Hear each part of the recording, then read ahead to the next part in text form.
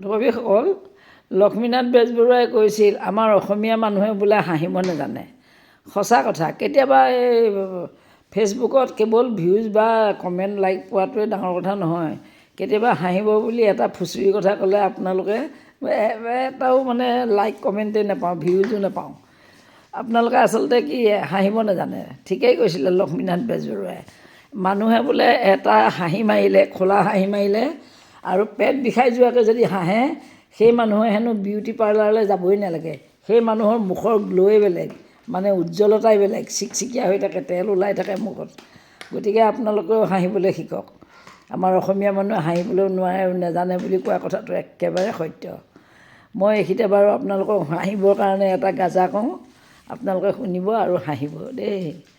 এদিন এটা ল'ৰাই গাঁৱৰ পৰা হিমালয় পৰ্বত বগাবলৈ গৈছিল। সি চহৰত গৈ বিচাৰি ফুৰিছে, গধূলি হ'ল, চিনি নাপায় ৰাস্তা ঘাট। তেনেকুৱাতে মহিলা এজনী বিধৱা, তেওঁ দেখিলে যে ল'ৰাটো বেচেৰা কিবা এটা অসহায় যেন অনুভৱ হৈছে।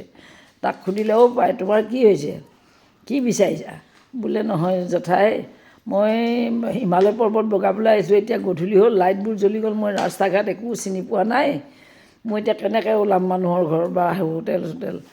কেতিয়া হয় নেকি? বোলে ব'লা তেতিয়াহ'লে আজি মোৰ ঘৰতে থাকিবা, ৰাতিপুৱা গুচি যাবাগৈ। এইবুলি আথে পাথে মৰমত কৰি লৈ গ'ল।